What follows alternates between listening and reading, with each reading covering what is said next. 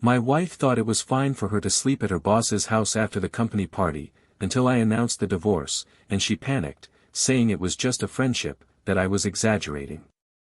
But then, I realized there was no longer an us. I made it clear that my trust doesn't sleep outside the home.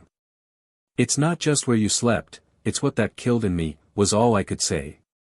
And perhaps that's what hurts most in a betrayal, not the act itself, but the cowardice of someone who pretends nothing wrong was done.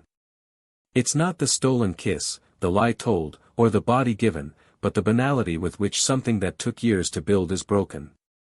Love doesn't die from a single blow, it fades away in disrespect disguised as freedom, in selfishness sold as independence, in the lack of choice for the person who always chose you. She only realized this too late, when everything that remained of me was already gone. When everything she destroyed became silence. A silence that I never wanted to fill again with her voice. That night, the night of the party, I dressed in a new shirt. I knew it would be a long, tiring event, but I had plans she didn't know about. I had bought 2 plane tickets for the following weekend. I was going to surprise her with a trip she'd always wanted, a place where time moves slowly, where the sea touches the sand without haste, like we did in our early years. She said she was going straight to the boss's house with the rest of the team because they'd drunk too much, and it was safer that way. It sounded logical, adult, responsible. But something inside me trembled. It wasn't jealousy, it was instinct. That unease you try to ignore because you trust. I trusted. For the last time. When I woke up alone the next morning, the bed seemed bigger, colder, emptier. Her cell phone was off. It only came back in the middle of the afternoon, with an automatic smile and a rehearsed excuse. It was just one night, we all slept there, nothing happened. I listened. I didn't yell. I didn't confront her. I just stared at her like someone watching a fire consume a house where you've lived your whole life. I saw what she didn't say. I saw what she tried to hide with pretty words. And deep down, I already knew, something there had broken forever. She tried to act as if nothing had happened. She made her favorite dinner, talked about her new project at work, invited me to see a movie. As if it were possible to glue back together what she had silently broken. But there are things that, when they crack, cut. And I was bleeding inside. For days I walked like a stranger through my own life. Reviewing scenes from our past as if watching a fictional film, trying to understand at what point the us became her for her, and me for nobody. Until, one morning, while having coffee looking out the window, I understood that there was no turning back. I was alone within the marriage. She only occupied the same space, but no longer shared the same commitment. That's when I said it. With a firm voice and a racing heart, I want a divorce. She dropped the spoon on the floor. The metallic sound was the only noise for a few seconds. Her eyes filled with tears, but not from guilt, from surprise. As if I didn't have the right to decide to leave. As if cheating was more acceptable than giving up. You're exaggerating. It was just one night. I didn't do anything. I shook my head. She still hadn't understood. It was never about what she did, it was about what she failed to do. About forgetting that trust isn't something you negotiate. It's something you honor. And when she chose to sleep elsewhere, even knowing my discomfort, she didn't just sleep outside. She took me out of her. It's not just where you slept, it's what that killed in me, was all I could say. She cried. She begged for forgiveness. She said she loved me. That I was destroying a beautiful story out of pride. But what she didn't understand is that I wasn't destroying anything, I was just burying what she had already killed. And even so, even hurt, even disappointed, I didn't wish her any harm. Because love, when it's true, doesn't turn into hate. It just dies. And when it dies, it leaves a silent mourning that no one can hear, but that weighs on the chest of those who remain standing amidst the rubble. She tried to win me back. She texted. She called. She said she was willing to rebuild. But rebuild what, if she never understood what broke? And that's when life gave its cruelest answer. Time passed. I met someone. Someone who, unlike her, understood that fidelity isn't about the absence of mistakes, but about constant presence. Gesture. Choice. Truth. She arrived when I least expected it, and made me realize that love still existed in the world, just not the kind I tried to save alone for so long. For the first time, I was truly chosen. And that was enough to never look back again. Years later, she reappeared. Shorter hair, tired eyes, a lower tone of voice. The arrogance in her gestures was gone. Just a faded presence, a regret that lingered with the weight of someone who realized, too late, the value of what she had lost. She handed me a box with old photos, mementos from the time when it was still just us. And with it, a letter I had never seen before. It was yellowed, in my handwriting. It was mine. I wrote it the day I decided to propose, but I never gave it to her. It read, "I choose you every day. Not out of obligation, but because my heart recognizes you in your home. Because life with you makes sense." I read it in silence. She stared at me with red eyes. "I found it when I was organizing my things. I just wanted you to know how much I was loved. Even though I didn't deserve it." Right then, in that instant, she understood. That her love wasn't betrayed, it was wasted. That I loved for two. That I waited alone for the two of us. That I fought as long as was right, and then had to learn to let go. She wanted another chance. I only offered what was left, forgiveness. Not to go back, but to end things with dignity. I moved on with the one who chose me from day one. She was left with what remained of her own deception. And she was never the same again. But there's one last thing she never knew, the contents of the other letter that was in the same drawer, next to the one she returned to me.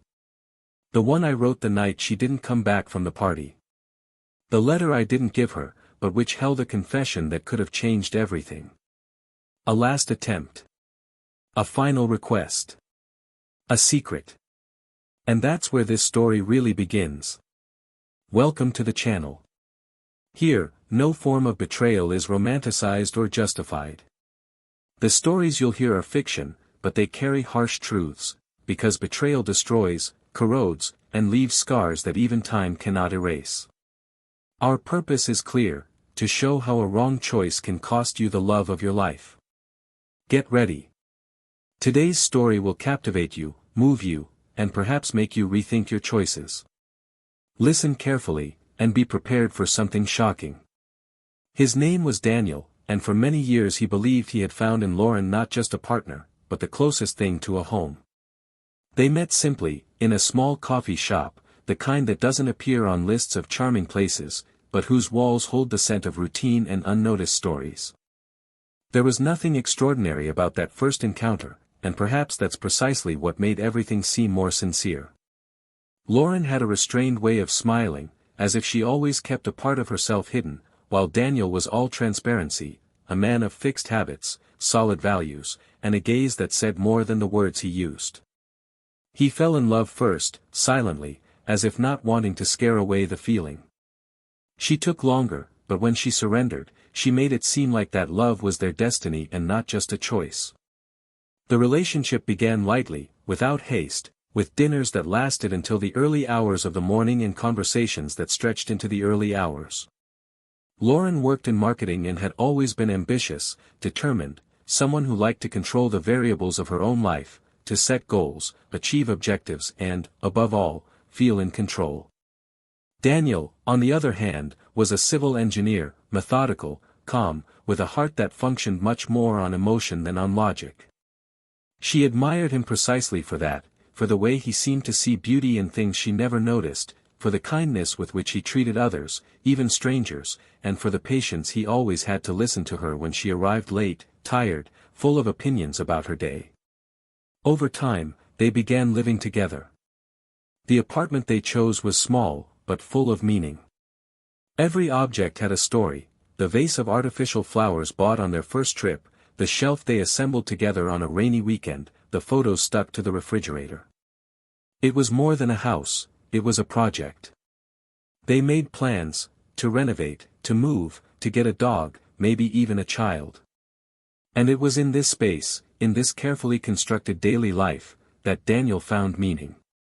He never sought grandeur, never wanted more than her by his side. If Lauren was around, everything seemed to fit perfectly. She, on the other hand, thirsted for growth. She was restless. She was always searching for something more, something beyond, even if she didn't know exactly what. She frequently changed her hairstyle, started courses and abandoned them halfway through, talked about new ideas every week. But, at the end of the day, she would come back to him. And Daniel, even without always understanding, accepted her as she was. There were no big fights between them, nor constant dramas. Their love seemed to reside in stability, in the pleasant predictability of those who know each other even through silences. When they argued, and that was rare, it was more due to mismatched rhythms than a lack of affection. Lauren had friends that Daniel didn't quite understand. Co-workers who always seemed caught up in a dynamic he considered superficial. Too many parties, meetings at odd hours, conversations full of irony and innuendo. She said it was part of her world, that it was just how they related to each other. He respected that, but observed. Not out of distrust, but because he realized that, little by little, she was being led into an environment that wasn't part of what they had built together. When he tried to comment, she said he was too traditional, that he needed to trust her more, that there was no reason for so much caution. He didn't want to be the kind of man who stifled, who limited, and so he remained silent, even when the discomfort was at its strongest. Over the years, their wedding plans were postponed. First because of her work, then because of changes at the company, and then simply due to a lack of time. Daniel didn't pressure her. He wanted it to be something natural, born from the desire of both of them, not from pressure. But internally, he began to question things. Was he a priority for her? Or just a comfort zone? Because while she was advancing professionally, gaining more recognition, more invitations, more trips, he remained firmly in the same place, with the same values, the same love, the same desire to see her happy. But her happiness, little by little, seemed to be getting further and further away from him. Despite all this, there were still good moments. Weekends at home cooking together, short trips to neighboring towns, nights of old movies and shared blankets. Daniel clung to these moments as proof that everything was still worthwhile. Lauren, in turn, lived them with one foot in the present and the other on her cell phone, answering messages, laughing at notifications, acting as if she were and wasn't there at the same time. But when she truly smiled at him, when she hugged him in the middle of the night for no reason, it was still like before. And that's what kept him there. The memory of who she was and the hope that, deep down, she was still there. That year, Lauren's work demanded more and more of her. She started spending nights out, citing events, meetings, projects. Daniel didn't complain. He made dinners that ended up getting cold at the table, wrote short messages asking if she needed anything. Sometimes she replied, sometimes she didn't. He told himself it was just a phase, that she was going through an important moment in her career, that things would soon work out. Because that's what he did, he understood, he waited, he held on tight. And he loved, even when it was difficult. Lauren, on the other hand, was beginning to feel suffocated by something she couldn't name. She felt Daniel was too good, too kind, too predictable. And perhaps that bothered her. Not for lack of love, but because she saw in him a mirror of everything she was failing to be. While he remained constant, she fragmented into different versions of herself, trying to find one that truly made sense. And, without realizing it, she began to distance herself. First in thought, then in presence. And Daniel, always so attentive, noticed, but pretended not to see. There was a certain weariness in his eyes lately. It wasn't anger, nor sadness. It was exhaustion. Like someone carrying something precious for so long that they no longer feel the weight, but know they can't let go. She noticed it in his small gestures. In the way he watched her silently, as if he wanted to ask something and then gave up at the last second. In the care he still took with small things, making coffee the way she liked it, folding clothes, leaving a note on the refrigerator door. Details. Details that screamed how much he was still there. Even when she was no longer there.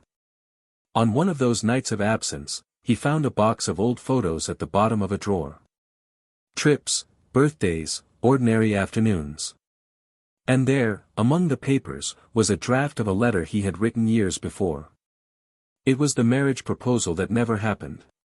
His handwriting trembled on the paper, but the words were firm. He spoke of love, of promise, of the future. He had waited for the right moment, but it never came. And now, rereading it, he felt a tightness he couldn't name. It was as if that version of himself, so full of hope, was now a stranger. A man who still believed that love was enough. Who believed in her. The introduction to their story has no screams, no scandals. It has the silence of those who love in vain. The calm of those who watch the other drift away a little each day. And the contained despair of those who know something will break, but don't know when. That's how the story unfolded. In a waiting rhythm. A waiting that carried within it all the signs they pretended not to see. And while Daniel clung to the memory of what they had built, Lauren plunged down paths that would lead her away. Without knowing that, at the end of them, perhaps there would be no turning back. On that sweltering Friday afternoon, Daniel returned home early from work. The reason was simple, a strange weariness that tightened his chest like a nameless premonition. It wasn't the first time he'd felt this way in recent months. Everything inside him seemed on alert, as if he were about to discover something he didn't want to know. He entered the house silently, his steps light, his heart heavy. The sound of the shower running indicated that Lauren was home, and, for some reason, this made him hesitate. That presence, which had once been synonymous with shelter, now seemed to hide more than it revealed. As he crossed the hallway, his gaze fell on the half-open office door, an open drawer, papers out of place, and, on the floor, a fallen box with envelopes and documents scattered about. This paralyzed him for a second. The box was familiar. An old organizer where they kept old things, letters, cards, small notes from forgotten dates. He crouched down, began to calmly gather the papers, but it was when he picked up a specific, worn envelope that his hand froze. The yellowed paper, carefully folded, bore his handwriting. It was the letter from years ago, the one he wrote when he planned to propose and never delivered. The letter Lauren had apparently rediscovered and read. He already knew what was written there. It was a part of the old Daniel, the man full of plans, full of certainties. But what made him shudder wasn't the letter itself. It was what was underneath, another envelope, this time in her handwriting. A newer sheet, but with marks of repeated folding. His name written in the corner, followed by, "Sorry for not having the courage." His chest tightened. It was impossible to ignore. It wasn't there by chance. Something in his body resisted opening that letter, as if the truth, finally, was about to pierce the surface of the calm he pretended to maintain. Still kneeling, he opened the envelope with trembling fingers. The words danced before his eyes, confused at first, but each line sank in like a blade. Lauren confessed. She spoke of that night. Of the party. Of the drinks, the euphoria, the boss's invitation to continue the night at his house with some colleagues, who, in the end, didn't stay. She spoke of fear, doubt, hesitation, and choice. She didn't use the word betrayal, but it was there, embedded between the lines. She said she didn't know how to refuse, that she was weak, that she thought she could control what she felt. That it wasn't passion, nor love, just an empty escape. A night that passed, but didn't leave her. She ended by saying that she didn't have the courage to deliver the letter because she knew that, if he read it, he would never look at her the same way again. Daniel read each word as if the air around him were growing denser, heavier. The letter trembled in his hands, his eyes fixed, but his heart, racing out of rhythm, seemed to want to leave his body. He didn't scream, he didn't cry.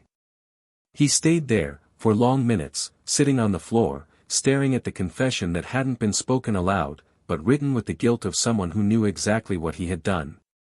When Lauren came out of the shower and found him there, standing, with the letter in his lap and his gaze fixed on some point in the void, she knew something had been broken. Her silence was immediate. She didn't even try to deny it. She just stood there, the towel tightly wrapped around her body, as if she could hide more than just her skin. He stood up slowly, his gaze piercing hers like a razor. He didn't say her name. He didn't ask why. He only said what he already knew, that it was all over.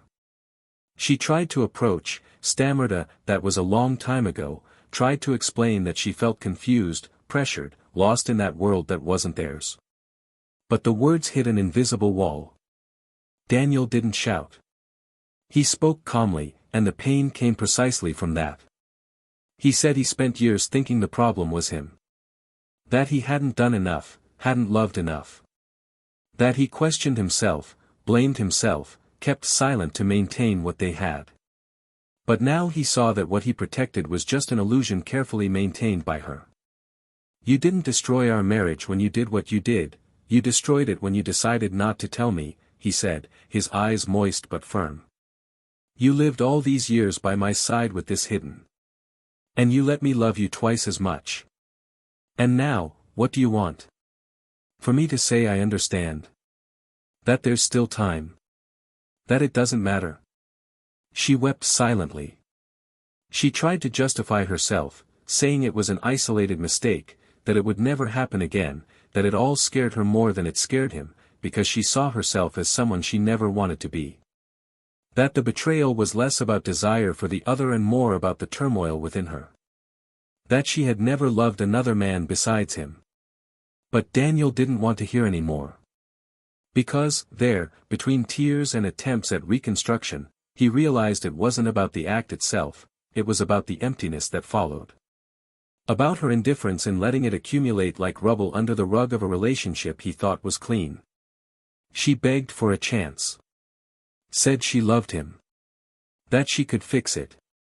That she didn't know who she was without him. And he, for a second, wished he believed her. But it was too late. There was a chasm between them now, made not only of pain, but of the time she spent pretending nothing had happened. He picked up the old letter, the one he wrote to propose, and silently handed it to her. This is what I was for you, he said. Keep it. To remember what you lost. And what you'll never have again. She fell to her knees, her face covered by her hands. There were no screams, no scandals. Only the muffled sound of her sobs and his footsteps receding. That same day, he packed his bags. There was no discussion about possessions, bills, nothing. He left behind more than a home, he left the part of himself that once believed love could survive silence. In the days that followed, Lauren tried to reverse the situation. She sent messages, wrote emails, called. She went to his mother's house, sought out mutual friends. But Daniel didn't respond. Not out of anger, but out of dignity. For the first time, he understood that there was a limit to love. And that forgiveness, however noble, didn't mean a return. When she appeared at the door of his new house weeks later, her eyes swollen, her appearance dejected, he listened to her in silence. She said she had lost everything. That she only wanted a chance to show who she was now. And he, serenely, replied, You lost me when you decided to keep that letter. When you chose the fear of the truth instead of the risk of sincerity. And now I'm no longer here. She tried to hold his hand. She pleaded for one more conversation. He simply turned away. He handed her letter back to her. You can keep this too. I no longer keep mementos that steal my peace. And then, at the bottom of the box, among the broken memories, she saw one last letter she never knew existed. One that Daniel wrote the night she didn't return from the party. A letter that said he would forgive anything, as long as she told the truth. That he preferred to face the pain honestly than to live a life alongside a well-told lie. She never knew about that letter because he never had the chance to deliver it. And, reading those words, she realized she could have saved everything with just one different choice. But now there was no more us. And nothing I said or did would change that. Life went on, as it always does, but in different directions. For Daniel, the days that followed were filled with silence and new beginnings. He didn't celebrate the separation, didn't go out to let loose, didn't seek quick replacements. What he had experienced was grief, and grief cannot be rushed.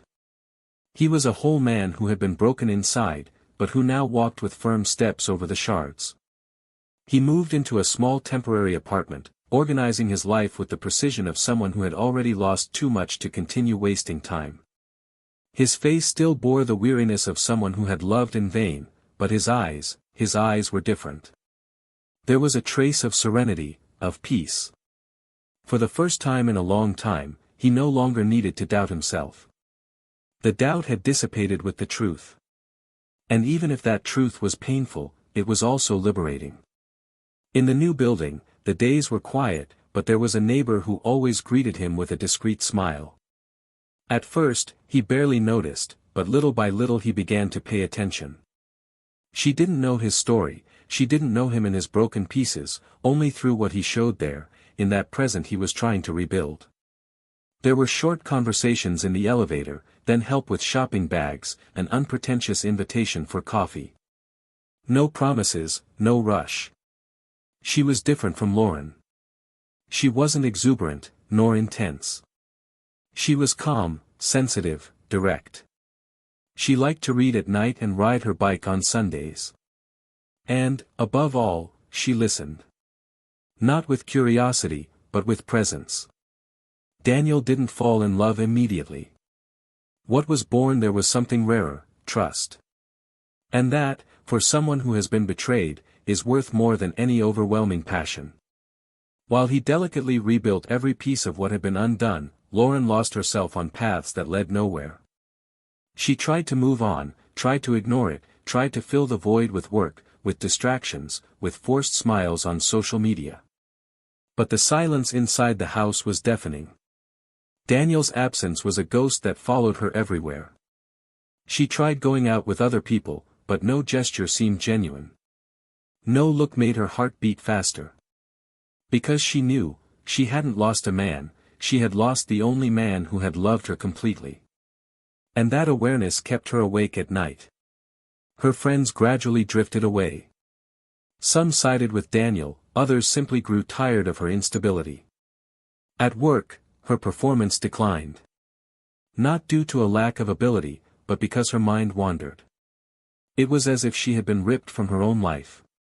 The house where they lived felt too big, too empty. She tried redecorating, changing the furniture, altering the scents, but everything there screamed his name. Certain nights, she would go to the closet and open the drawer where she kept his letter, the one he wrote to propose. She would read it silently, each word cutting more than before. Because now, she understood. She understood that everything he had been to her would never return. That trust, once broken, cannot be rebuilt. At best, it can be replaced. But it never goes back to being the same. Years passed. Daniel patiently continued building their new relationship. Little by little, that quiet woman became an essential part of his routine. She learned his story not through the details of the past, but through the way he looked to the future. She didn't dwell on past scars, but respected the timing of each step. When he finally decided to share everything, it was on a simple night, with a glass of wine and soft music in the background. He spoke without bitterness, only with the maturity of someone who had survived. She listened without interrupting, held his hand at the end and said, "You are safe now." And he believed her. Lauren, for her part, wrote one last letter. Not to send. Just to ease the burden. In it, she recounted how she had destroyed the best love of her life out of fear, pride, and immaturity. She said she no longer expected anything, that she knew it was too late, but that she needed to say that she loved. That she had always loved. That she had been weak, and that this weakness had cost her the only true thing she had. She kept the letter in a box, next to the one he had written years before. The two were there, as silent witnesses to a story that could have been beautiful, but had become a memory. One afternoon, their paths crossed by chance. Daniel was with his new partner, walking hand in hand through a street fair. Lauren, alone, held a book against her chest. Their eyes met. He smiled gently. She simply nodded, trying to hide the trembling in her hands. There was no conversation, no attempt at closeness. Only the silent certainty that this moment was the end. Not for lack of feeling, but for an excess of learning. She moved on, with tears in her eyes, but her head held high. He continued walking, with a peaceful heart and his hand held by the one who would never make him doubt himself. And so ends a story that didn't end like in the movies, but ended like so many others end in real life, with painful truths, choices that exact their price, and a love that, even though strong, couldn't withstand emotional abandonment. Lauren learned the hard way that a mistake can't be erased with promises. And Daniel understood that starting over isn't about forgetting the past, but deciding not to live trapped by it anymore. He forgave, but didn't go back. And she regretted it, but didn't get a second chance. Because some decisions have definitive consequences. And some losses are irreversible. If you've listened to this story this far, comment below what you thought. What would you have done in their place? Do you think there's a chance of reconciliation after infidelity? Tell us. And of course, if you enjoyed this content, subscribe to the channel, turn on notifications, and share it with anyone who needs to hear this story. Remember, betrayal destroys more than a relationship, it destroys admiration, trust, dreams, and, above all, the value of true love. When you choose to betray, you don't just lose the person, you lose the right to be chosen by them again. This channel does not support any type of betrayal. Here, we tell stories to show how much it hurts and forever changes the lives of those affected by it. Until the next story. And remember, those who love, choose. And those who choose, respect.